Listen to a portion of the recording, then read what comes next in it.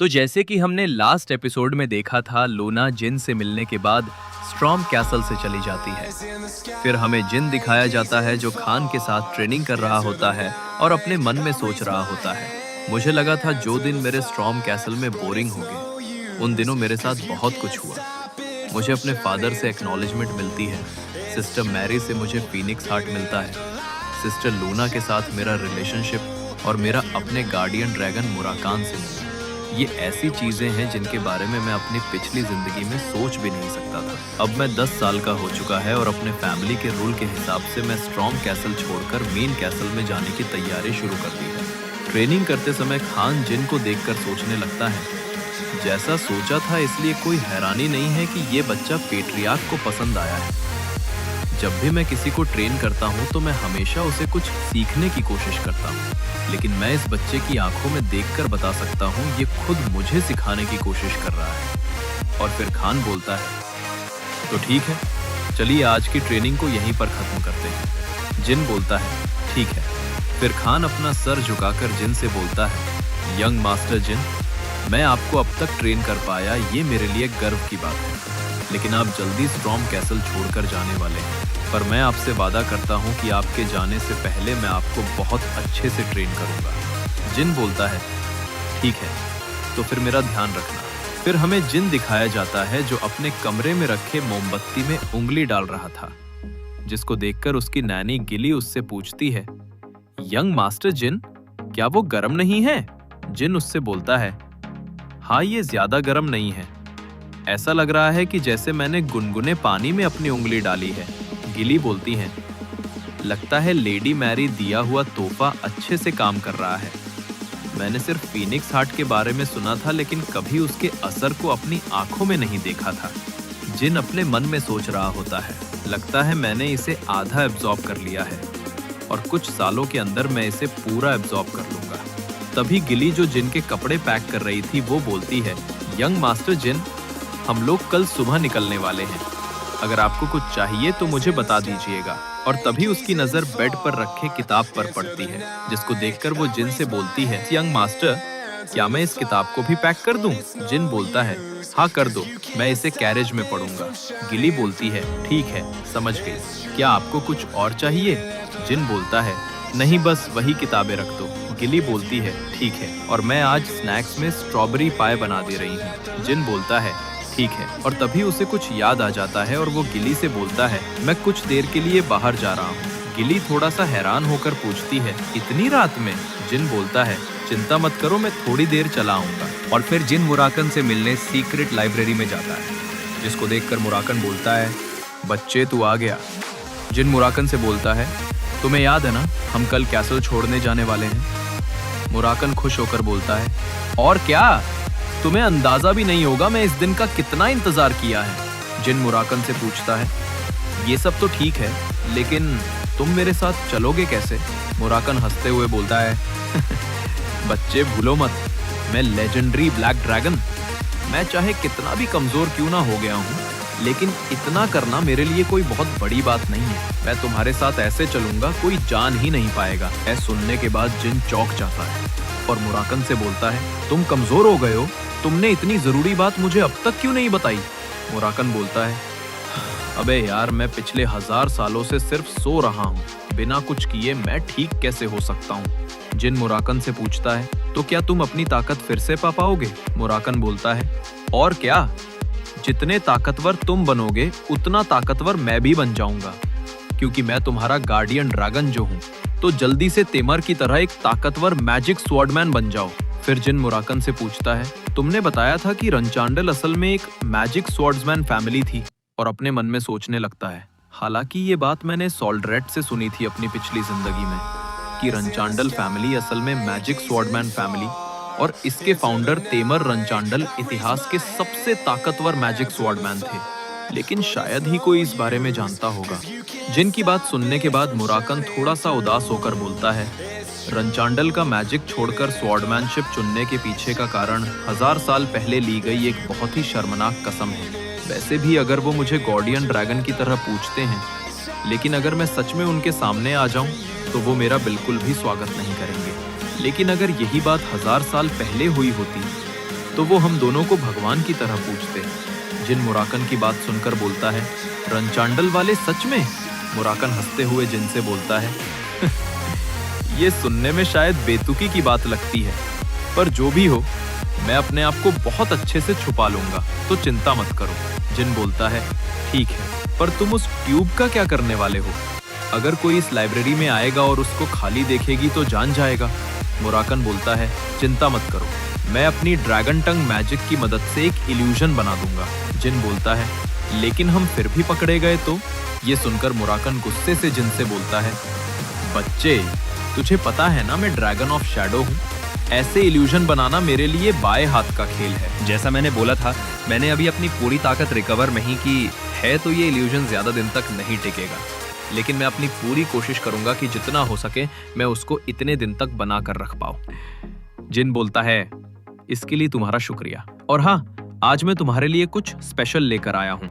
और फिर अपने बैग में से एक बॉक्स और दारू की बोतल निकालकर बोलता है, मैं तुम्हारे लिए पाई लेकर आया हूँ, जो इस साल की पहली स्ट्रॉबेरी से बनी हुई है, और एक मस्त सी ब्रांडी दारू लाया हूँ।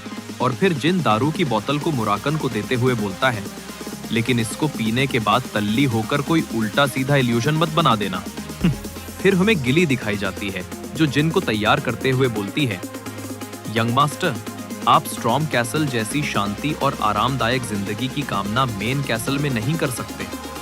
मुझे पता है आप यहाँ पर हमेशा ट्रेनिंग करने में बिजी रहते थे, लेकिन अब ये और भी ज्यादा कठिन होने वाला है। पर चिंता मत कीजिए, मैं आपकी मदद करने की अपनी पूरी कोशिश करूंगी।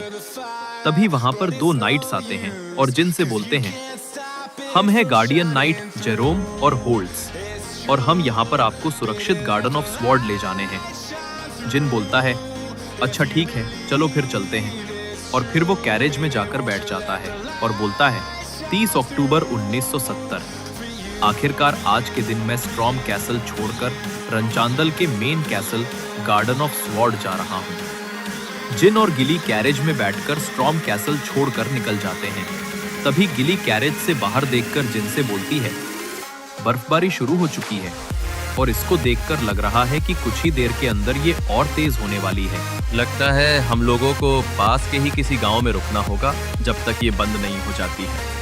और ज्यादा बर्फबारी होने की वजह से हम लोग टेलीपोर्टेशन गेट भी नहीं इस्तेमाल कर पाएंगे। तभी अचानक से कैरेज में काफी तेज से झटका लगता है, जैसे कि वो किसी चीज से लड़ रही हो। गिल्ली चिल्लाकर बोलती है, यंग मास्टर जिन, आप ठीक तो है? तभी एक गार्डियन नाइट उनसे चिल्लाकर बोलता है, हमारे ऊपर हमला हुआ है, तुम लोग कैरेज से बाहर मत आना। गिल्ली जिन को अपने दोनों हाथों से पकड़ लेती है और बोलती है, यंग मास्टर जिन, सब कुछ ठीक है, चिंता मत कीजिए। जेरोम और होल्ड्स दोनों ही 7 स्टार नाइट्स हैं और मैं भी आपके साथ ही हूँ। देखकर लगता है बाहर तकरीबन 20 लोग हैं और उनमें से कुछ मेजेस हैं और कुछ वॉरियर्स हैं, और इसकी संभावना है कि उनमें से कुछ आर्चर्स भी हो सकते हैं। लेकिन मुझे नहीं लगता है उनमें से कोई भी 7 स्टार से ज्यादा ताकतवर है। ये सुनने के बाद जिन चौंक जाता है और चिल्लाकर बोलता है, गिल्ली, हमें इसी वक्त कैरेज से बाहर निकलना होगा। गिल्ली पूछती है, क्या हो गया यंग मास्टर जिन? जिन बोलता है, रनचांदेल के गार्डियन नाइट किसी भी हाल में रनकैंडेल के बच्चों को अकेला नहीं छोड़ सकते हैं। उन दोनों में से किसी एक को यहाँ पर रहना चाहिए था। ये सुनकर गिल्ली चौंक जाती है और बोलती है, इसका मतलब उन दोनों ने हमें धोखा दिया है, या वो दोनों असली नाइट्स नहीं हैं? जिन बोलता है, बिल्कुल सही, और मुझे लगता है उन्होंने इस कैरेज में भी कुछ लगा कर रखा है, इसलिए हमें अभी यहाँ से बाहर निकलना होगा।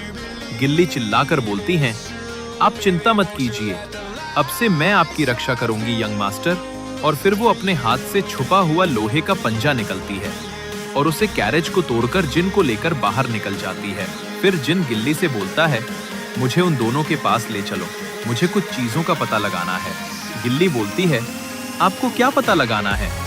जिन उससे बोलता है, मुझे लगता है जिससे वो दोनों लड़ रहे हैं वो हमारे साथी हो सकते हैं। अगर वो मुझे यहाँ मारने आए होते तो ये उनके पास बहुत सही समय था मुझ पर हमला करने का, क्योंकि मैं अभी अभी कैरेज से बाहर आया हूँ। लेकिन यहाँ पर बहुत ज्यादा शांति है, इसलिए मुझे कुछ अजीब लग रहा है। गिल्ली बोलती है, ठीक है, समझ गई। तभी वो लोग जिन को देखकर चिल्लाकर बोलते हैं, मुझे जिन रनचांदेल मिल गया है। ग्रुप 3 लेफ्ट साइड को ब्लॉक करो। जिन बोलता है, जैसा सोचा था। और गिल्ली उन्हें देखकर बोलती है, ये सिंबल तो डीमन और ब्लैक सकुरा है, the Yuta family Mittel family of magic से और mercenary group black king squad से। तभी उनमें से एक आदमी चिल्लाकर बोलता है, मुझे गिल्ली मैक्लॉर्न मिल गई है और जिन रन कैंडल अभी जिंदा है, सभी लोग जिन रन कैंडल को घेरे में ले लो। उसको सुरक्षित रखना हमारे लिए सबसे जरूरी।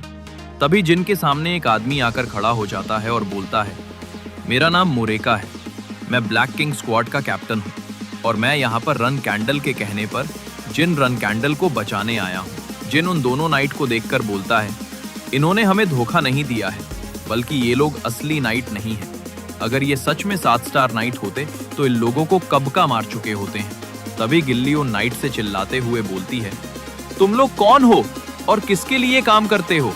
उनमें से एक चिल्लाकर बोलता है, मैं रन कैंडल के कुत्ते को ये सब बात क्यों बताओ? गिल्ली जिन से पूछती है, यंग मास्टर, इन दोनों के साथ क्या करूं? जिन बोलता है, एक को मार दो और दूसरे का हाथ काटकर मेरे सामने लेकर आओ। गिल्ली बोलती है, जैसा आप बोले, और पलक झपकते ही उनमें से एक का गला काटकर उसे मार देती है। दूसरा वाला गिल्ली को मारने की कोशिश करता है, लेकिन गिल्ली एक ही झटके में उसका दोनों हाथ काटकर इसको जमीन पटक देती है। फिर उसका सर पड़कर घसीटते हुए जिन के पास लेकर जाती है। जिन उसे बोलती है, लगता है तुम्हारे मास्टर ने हमें बहुत हल्के में ले लिया था। शायद उसे पता नहीं है कि रन कैंडल का नैनी बनने के लिए तुम्हें 7 स्टार या उसके ऊपर का मार्शल आर्ट्स होना जरूरी है। अगर तुम रन कैंडल के बच्चे को मारना चाहते हो तो तुम्हें कम से कम 3 से 4 8 स्टार नाइट की जरूरत पड़ेगी। वो जिन से चिल्लाते हुए बोलता है, बकवास बंद कर, ये सिर्फ एक वार्निंग थी। रन कैंडल का एरा अब खत्म होने वाला है। उसकी बात सुनकर जिन बोलता है, ये कुछ ऐसा है जो मैं भी चाहता हूँ। जिन बात सुनकर मोरेका चौंक जाता है और फिर जिन हंसते हुए बोलता है, मुझे रन कैंडल का एरा नहीं चाहिए, बल्कि जिन रन कैंडल का एरा चाहिए। जिन की बात सुनकर वो आदमी चिल्लाते हुए बोलता है, जिपल अमर रहे। जिन उसकी बात सुनकर बोलता है, जिपल बोला तुमने? और अपने मन में सोचने लगता है, रिनाउन मेजिस की फैमिली जो दुनिया के दूसरे हिस्से पर राज करती है, द जिपल फैमिली। रन कैंडल के विपरीत जो सिर्फ तलवारबाजी पर ध्यान देते हैं, जिपल फैमिली सिर्फ मैजिक पर ध्यान देती है। और 1000 साल पहले रन कैंडल के फाउंडर के मरने के बाद जिपल वालों ने रन कैंडल के सामने एक ओथ रखा, रन कैंडल वालों के ऊपर मैजिक का इस्तेमाल करने से रोक लगाने के लिए। और उस ओथ की वजह से रन कैंडल वालों की मैजिक एबिलिटी सील हो गई। रन कैंडल के लिए जिपल उनका 1000 साल पुराना दुश्मन है। जिन उस आदमी से बोलता है, मैं सोच ही रहा था किसने इतनी हिम्मत है जो हम पर हमला करेगा। तो तुम जिपल वालों के कुत्ते हो।